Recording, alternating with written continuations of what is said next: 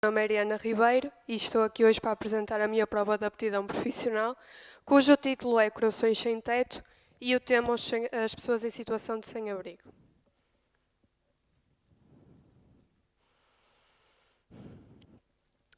O título. A escolha do título Corações Sem Teto foi para nunca nos esquecermos que as pessoas que se encontram em situação de sem-abrigo não deixam de ter sentimentos, o que, na minha opinião, pela nossa sociedade é uma coisa que é muito discriminada e devemos sempre ter atenção na importância dos sentimentos das pessoas que estão na rua.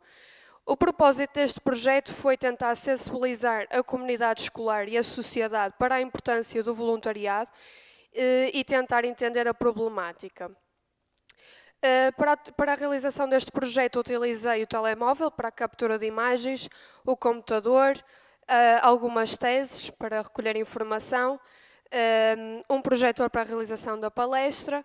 Para a minha exposição utilizei uma garrafa de vidro, um prato partido, 2 sacos com farinha dentro a simbolizar cocaína, um maço de tabaco, uma t-shirt rasgada, uma mala com 2 currículos dentro e algumas frases e algumas fotografias que também foram espalhadas pela escola. Também utilizei inquéritos que foram distribuídos a voluntários e a pessoas em situação de sem-abrigo. E para a realização do meu projeto, comecei por ler algumas teses, recolher alguma informação para poder passar para a área do terreno. Realizei uma palestra que foi gravada e transmitida para as turmas técnicos de apoio psicossocial que um dia mais tarde poderão vir a trabalhar junto desta problemática. Realizei uma exposição. Realizei por 2 vezes voluntariado junto da Ronda Convida, fiz uma recolha e a distribuição de bens alimentares e pronto. Aqui temos algumas dos conteúdos que eu vou abordar ao longo da minha apresentação. Então, o que é uma pessoa que está em situação de sem-abrigo?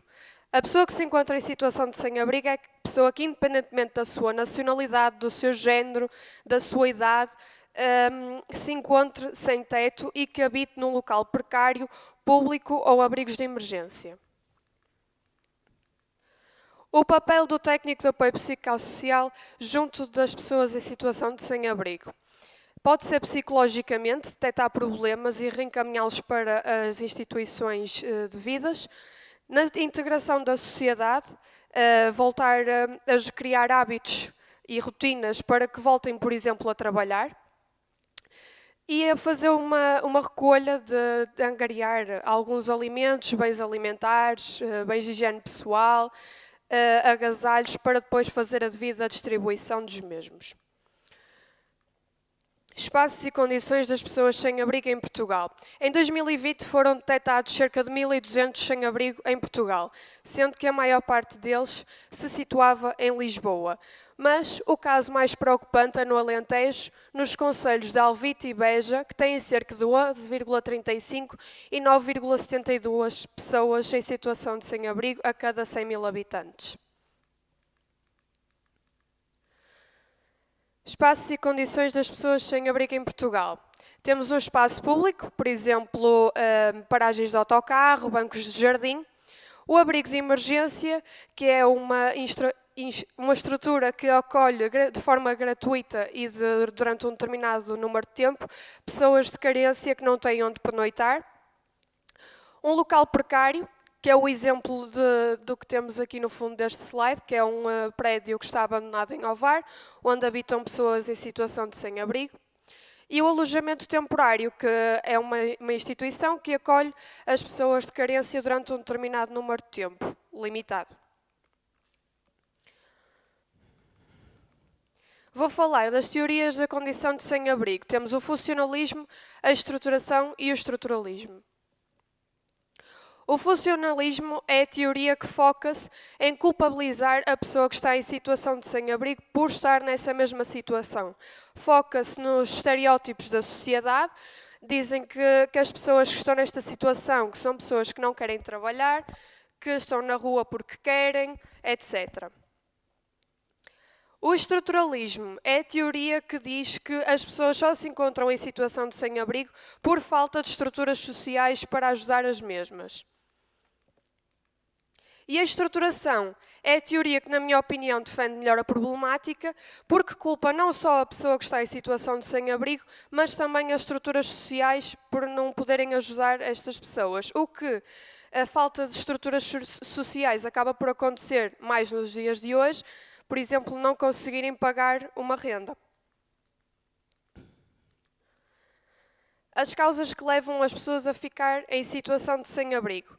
A nível pessoal, devido a toxicodependências, a vícios, a termos relacionais, por exemplo, viuvez, divórcios, e em termos estruturais, falta de emprego, não conseguir pagar uma renda. Os fatores de permanência são os fatores que levam as pessoas a permanecer na rua e assemelham-se aos fatores que levam as pessoas a ficar na rua, que são fatores individuais e estruturais. Os preconceitos e estereótipos associados às pessoas em situação de sem-abrigo. A nossa sociedade tende a rotular estas pessoas como pessoas que não têm higiene, que não querem trabalhar, que têm dependências e, na minha opinião, acho que é um tema que é bastante importante nós debatermos para estereotipar de alguma forma as pessoas que se encontram nesta situação, porque são tão humanas quanto nós e todos temos os nossos problemas e acho que deveríamos de combater os estereótipos que a nossa sociedade tem associado a este tipo de pessoas. O impacto da situação de sem-abrigo no próprio e na sociedade. No próprio, geralmente as pessoas que se encontram nesta situação têm depressão, sentem-se sozinhos, e derivado a não conseguirem sair desta situação, pode ser um fator de que leva a pessoa a ficar nesta situação ou de permanência, a toxicodependência, porque vêem-se tão enterrados no sítio onde estão, vêem-se tão culpados por não conseguirem sair, que tentam de alguma forma sair da realidade onde se encontram. Na sociedade, temos a intranquilidade da sociedade, porque as pessoas, ninguém gosta de ver passar na rua e ver uma pessoa que esteja no chão, sem comida, sem condições sanitárias, o que vai gerar mais voluntariado da parte da sociedade. O desenvolvimento socioeconómico e social do país é afetado e devido à existência de mais voluntariado, acaba por existir um sentimento de responsabilidade coletiva da sociedade para podermos ajudar estas pessoas. Os comportamentos aditivos e dependência, como eu já referi anteriormente, podem ser a causa ou a consequência das pessoas estarem em situação de sem-abrigo. E estes comportamentos devem ser sempre, como nós, técnicos de apoio psicossocial, devemos de avaliar e reencaminhar as pessoas para as instituições devidas. Políticas públicas destinadas aos sem-abrigo em Portugal. Eu fiz aqui alguma seleção de algumas políticas, vou falar essencialmente da equipa de rua e do ateliê ocupacional. A equipa de rua foca-se em dar as condições mínimas sanitárias de sobrevivência às pessoas em situação de sem-abrigo. E o ateliê ocupacional foca-se em voltar a integrar a pessoa que está em situação de sem-abrigo na sociedade. Voltar a dar hábitos de trabalho, etc.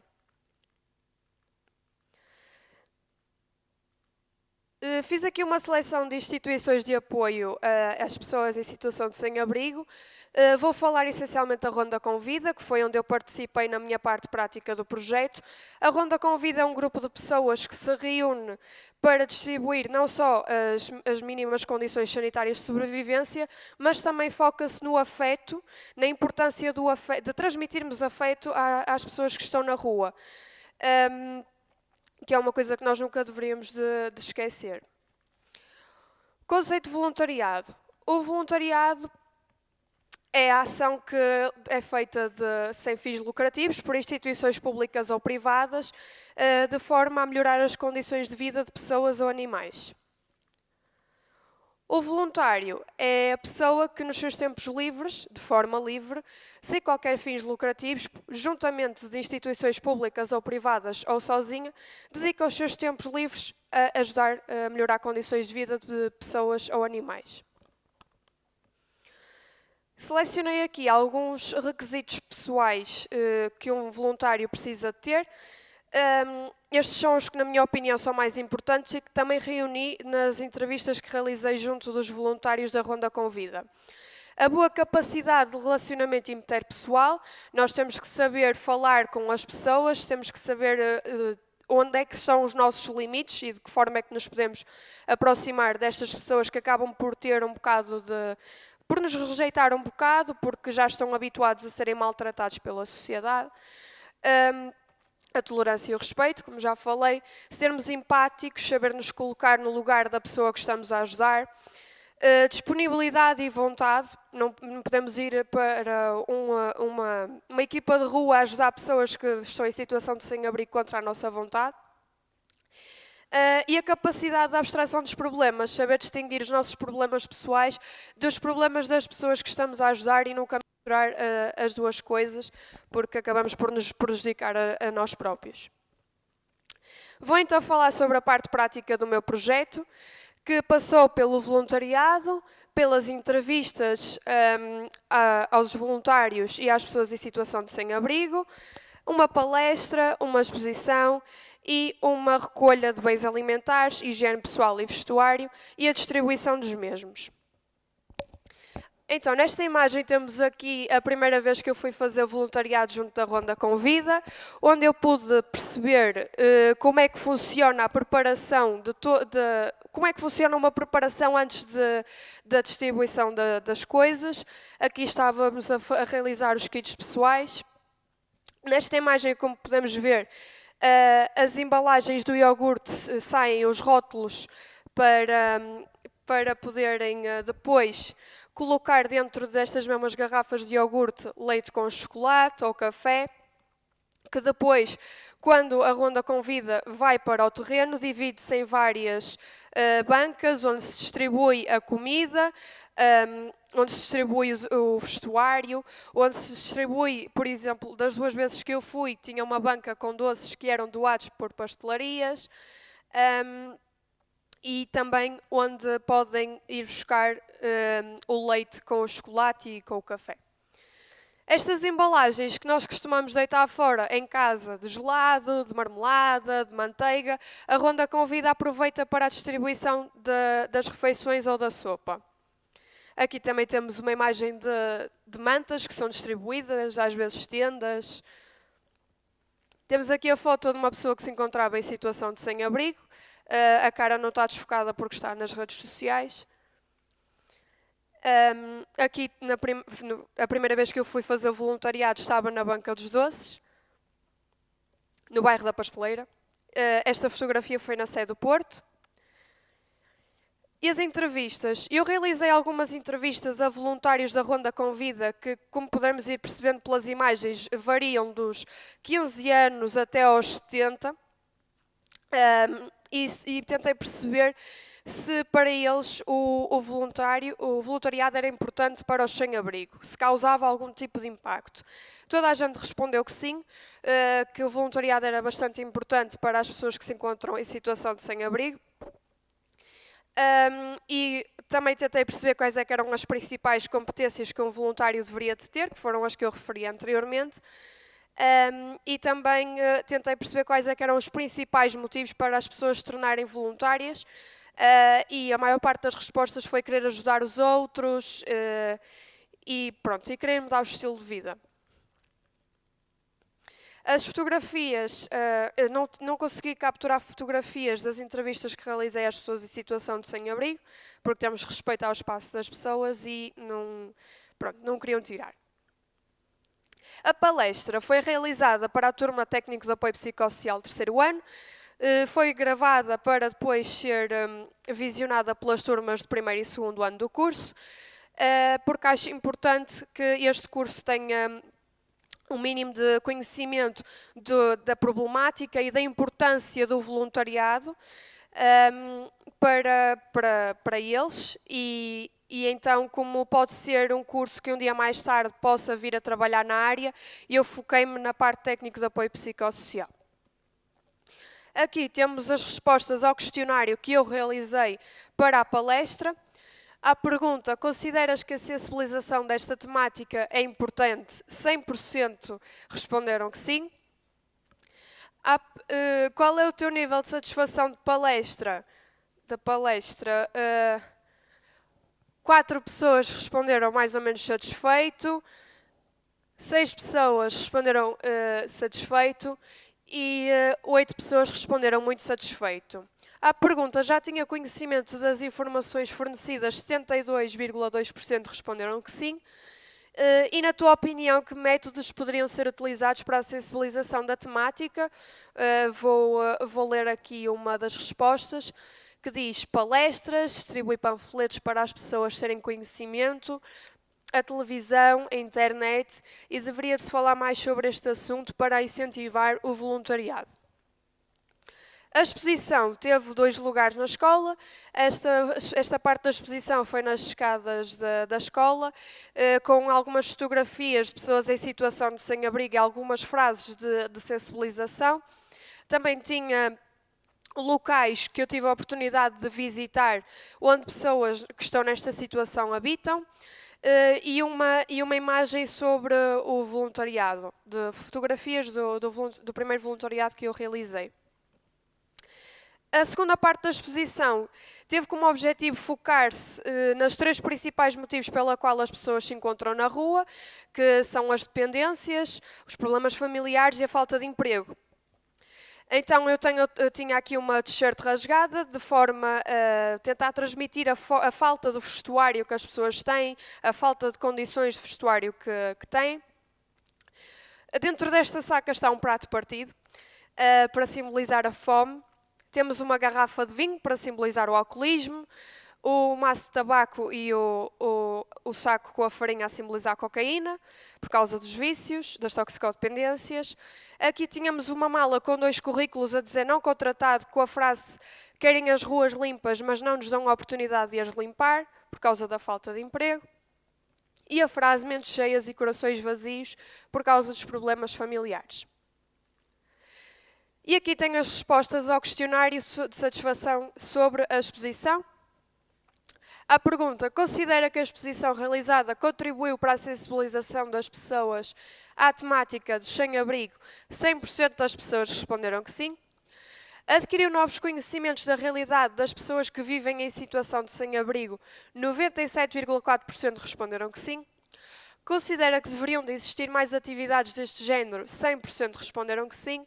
E qual a sua opinião sobre a exposição? Vou mais uma vez selecionar uma das respostas, que diz: acho extremamente importante este assunto ser abordado sem tabus, principalmente pelos mais novos. Gosto imenso do facto de se interessarem pelo assunto e fazerem deste tema um trabalho muito bonito, apelativo e, o mais importante, este tema serve para nos consciencializar de muitos sem-abrigo que temos em Portugal e pelo mundo fora. Agora vamos passar à parte da recolha dos bens alimentares. Foram realizados 2 pósteres que foram colocados na escola para a comunidade escolar e foram criadas nas redes sociais uma página, no Facebook e no Instagram, que se chama Projeto Dia Feliz, para conseguir atingir o maior número de pessoas possível para que pudessem participar e doar, seja fossem dinheiro ou com alimentos, para a realização de uma sopa que foi posteriormente distribuída aos sem-abrigo. A distribuição dos bens alimentares. Isto foi a quantidade de alimentos que eu consegui angariar, que deu para fazer uma sopa e uma refeição para pelo menos 130 pessoas. A preparação destes alimentos passou pela parceria da Santa Casa da Misericórdia de Espinho. Os idosos do lar participaram na preparação dos alimentos. E mais tarde, juntamente com a minha colega Jéssica Machado, fomos com a professora Ângela para a Ronda Convida preparar os alimentos, a preparar as refeições. Aqui temos a fotografia da refeição. E depois aqui estávamos no bairro da Pasteleira a fazer a distribuição de, pronto, mais uma vez na banca dos bolos. E pronto. Aqui temos a minha webgrafia.